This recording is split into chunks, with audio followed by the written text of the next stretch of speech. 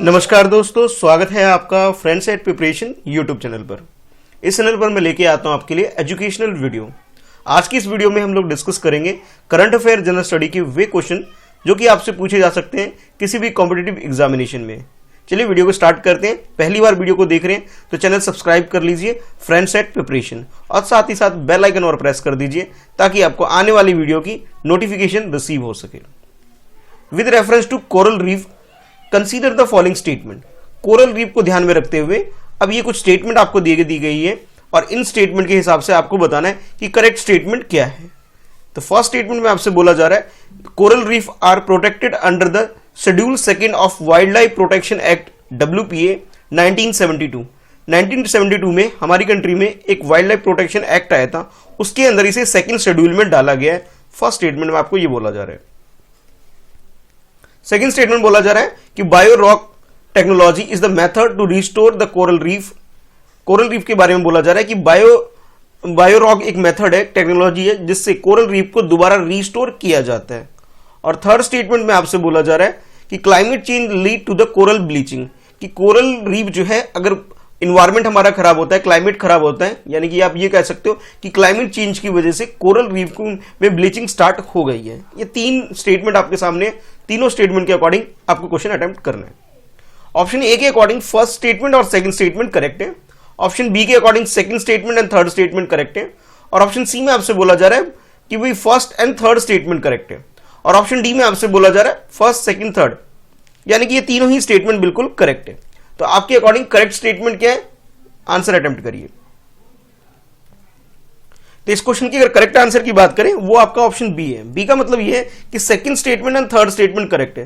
पहले ये समझते हैं कि कोरल रीफ होता क्या है। कोरल रीफ का मतलब ये होता है कि जो सी के अंदर, जैसे हम ह्यूमन बीइंग हम लोग लैंड के ऊपर रहते हैं, तो सी के अंदर जो भी लाइफ है, यानी कि मरीन के अंदर जो भी लाइफ है, यानी कि फिश या फिर और भी मरीन चीजें हैं जो उसके अंदर हैं, उसे हम कोरल रीफ के रूप में ऐसे डिफाइन कर सकते हैं। यानी कि आप ये बोल सकते हो कि जितने भी प्लांट हैं या फिर एनिमल हैं जो कि पानी के अंदर रहते हैं, उसे आप कोरल रीफ के रूप में से डिफाइन कर सकते हो। पहली बात ये होगी। अच्छा, सबसे पहले आपसे ये बोला गया कि हमारी कंट्री में वाइल्ड लाइफ प्रोटेक्शन एक्ट है जिसके अंदर इसे प्रोटेक्ट करने का काम किया जाता है। ये बात बिल्कुल करेक्ट है कि प्रोटेक्ट किया जाता है, पर इसे शेड्यूल सेकंड में नहीं, इसे शेड्यूल 1 में हमारी कंट्री में इसे कोरल रीफ को डाला गया है। यानी कि आप ये कह सकते हो वाइल्ड लाइफ प्रोटेक्शन एक्ट के फर्स्ट शेड्यूल के अंदर ये आता है।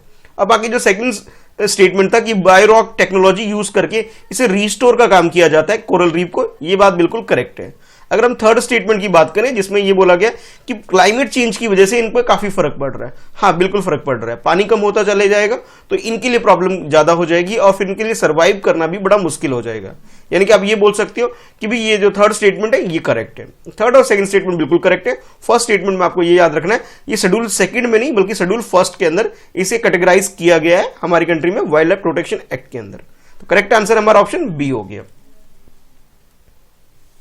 Consider the following statement. Again आपके पास एक क्वेश्चन है जिसमें आपके पास ये फर्स्ट स्टेटमेंट है और ये सेकंड स्टेटमेंट है।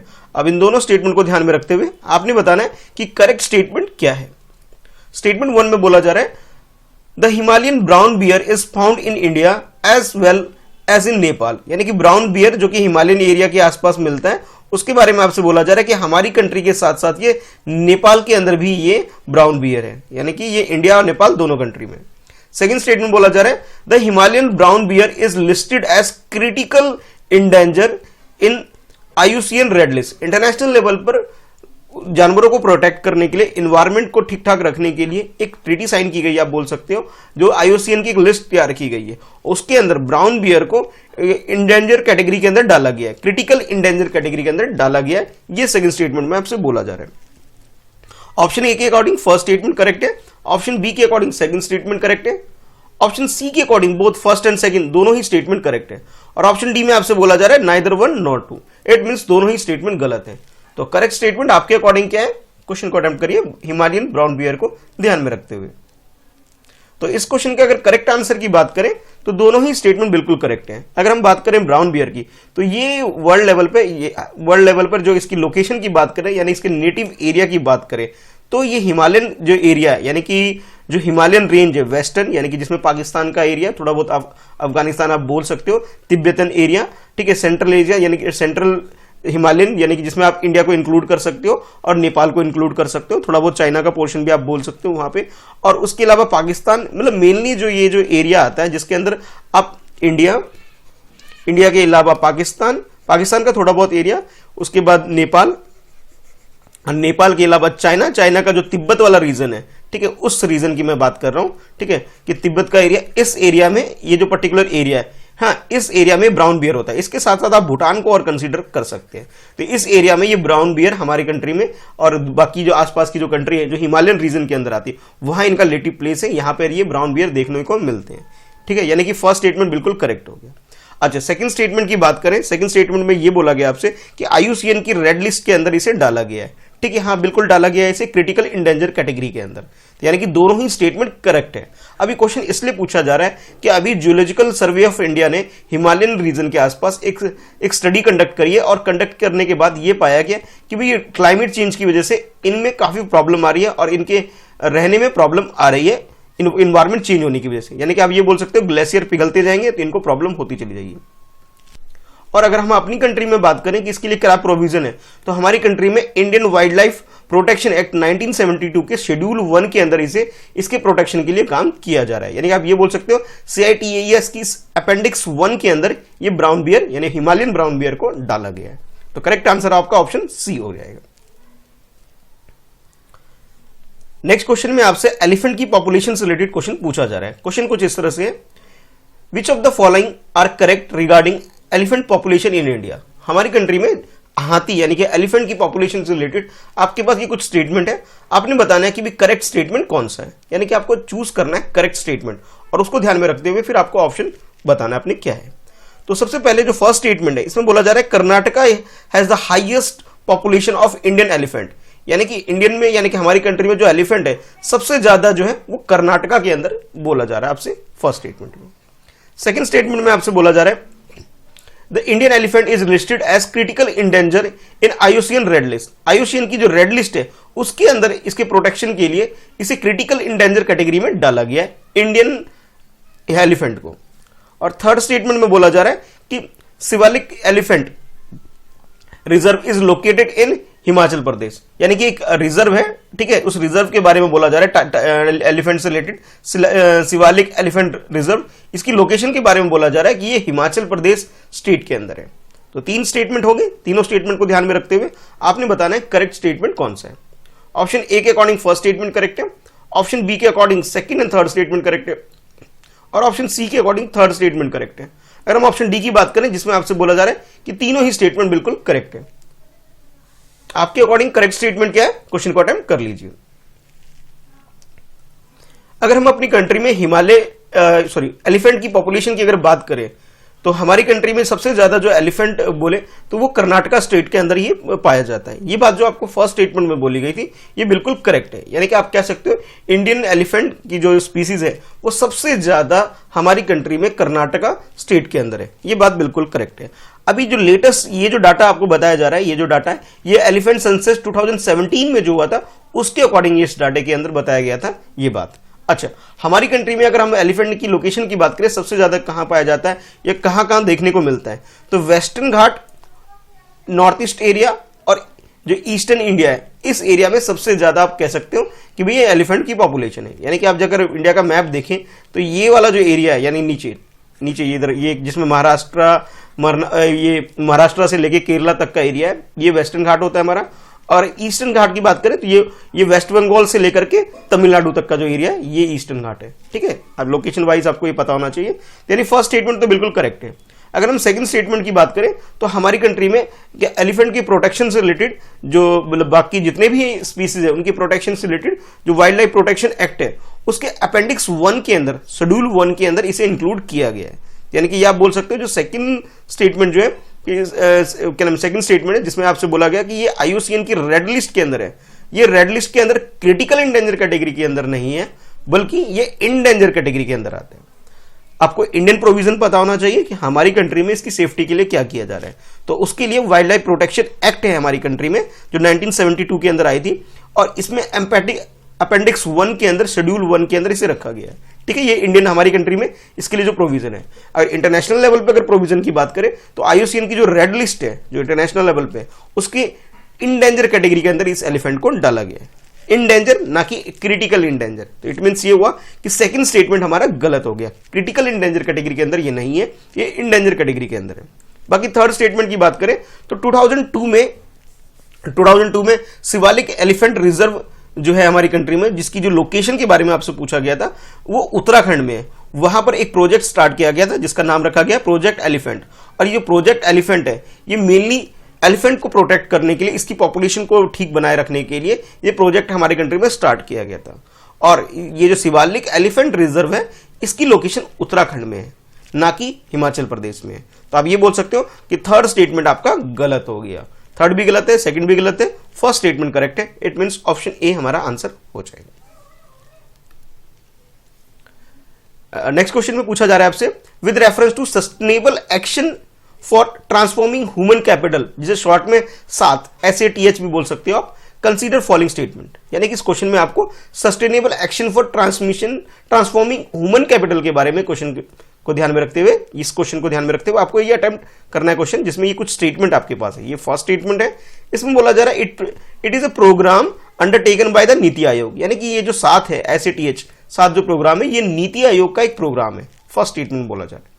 सेकंड स्टेटमेंट बोला जा रहा है Orissa is the one of the role model state selected by the NITI Aayog for the project. यानी कि जब ये प्रोजेक्ट स्टार्ट किया गया था अकॉर्डिंग टू सेकंड स्टेटमेंट, तो उड़ीसा को इस प्रोजेक्ट के लिए रोल मॉडल के रूप में चूज किया गया था। रोल मॉडल का मतलब यहां पे ये है कि भी उड़ीसा ने इस फील्ड में, इस काम में अच्छा परफॉर्मेंस दिया होगा, इसलिए बाकी स्टेट के लिए Orissa as a role model काम कर रहा है। ये सेकंड स्टेटमेंट में आप बताया जा रहा है आपसे। तो ये दो स्टेटमेंट है आपके सामने। अब आपको बताना है कि करेक्ट स्टेटमेंट कौन सा है। ऑप्शन ए के अकॉर्डिंग फर्स्ट स्टेटमेंट करेक्ट है, ऑप्शन बी के अकॉर्डिंग सेकंड स्टेटमेंट करेक्ट है, ऑप्शन सी में आपसे बोला जा रहा है बोथ फर्स्ट एंड सेकंड दोनों ही स्टेटमेंट करेक्ट है। अगर हम ऑप्शन डी की बात करें तो इसमें neither one nor two, it means ये दोनों ही स्टेटमेंट गलत है। तो करेक्ट स्टेटमेंट क्या है, क्वेश्चन को अटेम्प्ट कर लीजिए।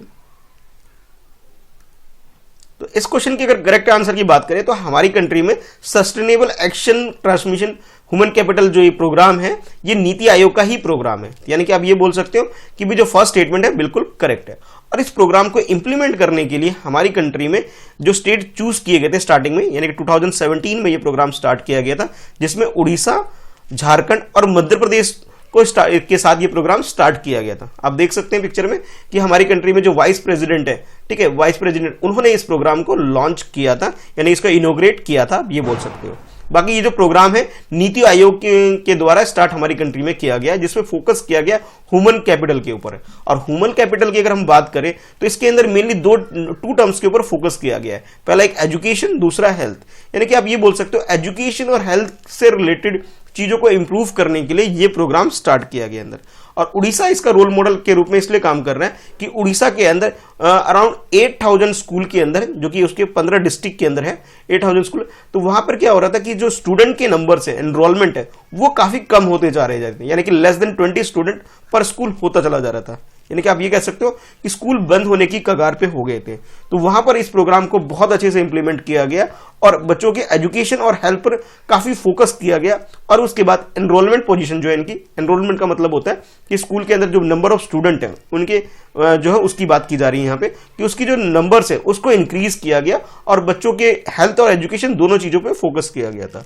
ठीक है, इस वजह से ये प्रोग्राम काफी पॉपुलर हो रहा है और इस प्रोग्राम में जो उड़ीसा स्टेट है वो काफी अच्छा परफॉर्मेंस दे रही है। इसी को ध्यान में रखते हुए तो नीति आयोग ने उड़ीसा का जो मॉडल है, जिस तरीके से उड़ीसा ने इसे इंप्लीमेंट किया है, उसे as a role model consider कर लिया गया है। तो आप ये बोल सकते हो दोनों ही स्टेटमेंट, फर्स्ट स्टेटमेंट भी और सेकंड स्टेटमेंट भी, दोनों ही स्टेटमेंट बिल्कुल करेक्ट है। और ये जो 7 प्रोग्राम है, इसे जो मतलब ये जो इंस्पायर हुए, जहां से ये स्टार्ट हुए, ये जो 7 ही प्रोग्राम है जो हमारे एजुकेशन सिस्टम के अंदर स्टार्ट किया गया, टीचर स्टूडेंट को ध्यान में रखते हुए 7 ही प्रोग्राम है, उसको ध्यान में रखते हुए 7 प्रोग्राम स्टार्ट किया गया है।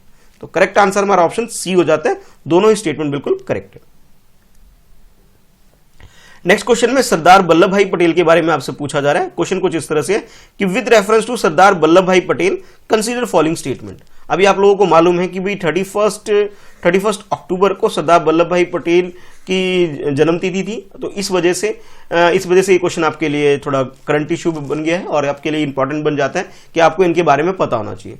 तो इसके रिगार्डिंग में ये फर्स्ट स्टेटमेंट है जिसमें बोला जा रहा है he headed the advisory committee on the fundamental right in constitution assembly. जब हमारी कंट्री के अंदर कॉन्स्टिट्यूशन तैयार किया जा रहा था तो भी हमारी कंट्री में फंडामेंटल राइट क्या होंगे उस कमेटी के ये हेड थे, आपसे फर्स्ट स्टेटमेंट में बोला जा रहा है।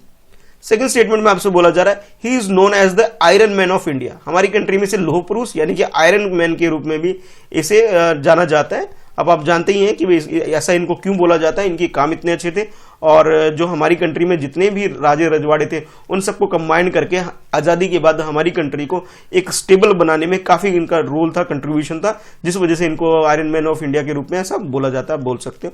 ये सेकंड स्टेटमेंट है। थर्ड स्टेटमेंट में आपसे बोला जा रहा है he is remembered as the patron saint of Indian civil servant, यानी कि हमारी कंट्री में सिविल सर्विसेज को स्टार्ट करने, उसे बनाए रखने में भी इनका बड़ा रोल है, इसलिए इनको याद भी किया जाता है। तो ये तीन स्टेटमेंट है आपके सामने। तीनों स्टेटमेंट को ध्यान में रखते हुए आपको बताना है कि करेक्ट आंसर क्या है। ऑप्शन ए के according only third statement correct है, ऑप्शन बी के according second and third statement correct है, ऑप्शन सी की बात करें तो फर्स्ट और सेकंड स्टेटमेंट करेक्ट है, और ऑप्शन डी में आपसे बोला जा रहा है कि फर्स्ट सेकंड थर्ड तीनों ही स्टेटमेंट बिल्कुल करेक्ट है। तो आपके अकॉर्डिंग करेक्ट स्टेटमेंट क्या है, क्वेश्चन को अटेम्प्ट कर लीजिए। तो सरदार वल्लभ भाई पटेल की अगर बात करें तो हमारी कंट्री में जब कॉन्स्टिट्यूशन असेंबली स्टार्ट हुई थी यानी कि आप कह सकते हैं कॉन्स्टिट्यूशन जब स्टार्ट किया गया था तो हमारी कंट्री में जो फंडामेंटल राइट क्या होंगे उस कमेटी का जो हेड थे वो एडवाइजरी कमेटी के वो सरदार वल्लभ भाई पटेल थे, पहली बात। दूसरी बात आपको ये भी पता होना चाहिए कि हमारी कंट्री में जो माइनॉरिटी और ट्राइबल एरिया की अगर हम बात करें कि उनसे रिलेटेड जो कमेटी बनाई गई थी उस कमेटी के अंदर भी सरदार वल्लभ भाई का काफी बड़ा मेजर रोल आप कह सकते हो। और बाकी तो ये सब तो फैक्ट है, बाकी एक जो मेजर चीज आपको पता होना चाहिए कि हमारी कंट्री में जितने भी प्रोविंशन थे उस टाइम पे जो आज स्टेट बन गए उसको किस तरह से यूनाइट करने का जो काम है सबसे बड़ा जो कंट्रीब्यूशन, यानी कि आप कह सकते हो कि हमारी कंट्री को यूनाइट करने का जो काम, बड़ा काम जो जिस पर्सन ने किया है वो सरदार वल्लभ भाई पटेल है, जिनकी वजह से इनको याद भी किया जाता है और इस वजह से ही इनको आयरन मैन ऑफ इंडिया भी बोला जाता है। जैसे जर्मनी को कंबाइन करने के बिस्मार्क ने काम किया था, सिमिलरली इनको उनके साथ कंपैरिजन किया जाता है और ये इन्होंने हमारी country more than 500 princely state को कंबाइन करके हमारी कंट्री को फॉर्मेशन करने, स्ट्रॉन्ग करने में इनका काफी बड़ा कंट्रीब्यूशन है। तो आप ये बोल सकते हो कि ये आयरन मैन ऑफ इंडिया से रिलेटेड जो आपका स्टेटमेंट है ये भी करेक्ट है। और थर्ड स्टेटमेंट की बात करें तो सिविल सर्विसेज को हमारी कंट्री में बनाए रखने के लिए, ठीक है, मॉडर्न यानी कि आज़ादी के बाद ये सिस्टम होना चाहिए, इसको जो मतलब मेन जो लीड किया था वो भी सरदार वल्लभ भाई पटेल ने किया था। यानी कि आप ये कह सकते हो तीनों ही स्टेटमेंट सरदार वल्लभ भाई पटेल जी के बारे में जो है तीनों ही बात बिल्कुल करेक्ट है। तो करेक्ट आंसर हमारा ऑप्शन डी हो जाता है, ठीक है। अच्छा, अब आपके लिए क्वेश्चन ये है आज के लिए कि आपको ये बताना है कि 2017 में जो एलिफेंट का सर्वे हुआ था उसके अकॉर्डिंग टॉप 5 स्टेट कौन कौन से हैं जहां पर एलिफेंट के सबसे ज्यादा नंबर्स में, यानी कि आप ये बोल सकते हो फर्स्ट नंबर पे तो आपको मालूम चल गया है कि कर्नाटका नंबर 1 पे है जहां पे सबसे ज्यादा पॉपुलेशन है एलिफेंट की। आपको टॉप 5 बताने कि टॉप 5 में कौन कौन से आता है, यानी कि सेकंड, थर्ड, फोर्थ और फिफ्थ के बारे में भी आपको पता होना चाहिए। फर्स्ट के बारे में ऑलरेडी पता है आपको, बाकी जो रिमेनिंग है उसके बारे में आपको बताना है। तो ये है आपके लिए आज का क्वेश्चन। कमेंट करके जरूर बताइएगा कि आपका आंसर क्या है और बाकी स्कोर आपने कितने सही है, आपके कितने क्वेश्चन आपने अटेम्प्ट सही किए ये भी आपको बताना है, ठीक है। वीडियो पसंद आती है तो वीडियो लाइक जरूर करिए, अपने दोस्तों में से शेयर करिए और अगर पहली बार वीडियो को देख रहे हैं तो चैनल सब्सक्राइब करके बेल आइकन प्रेस कर दीजिए ताकि आपको आने वाली वीडियो की नोटिफिकेशन रिसीव हो सके। कोई सजेशन है तो वो भी आप कमेंट में बता सकते हैं, ठीक है। चलिए फिर मिलते हैं नेक्स्ट वीडियो में। आज के लिए इस वीडियो में इतना ही है।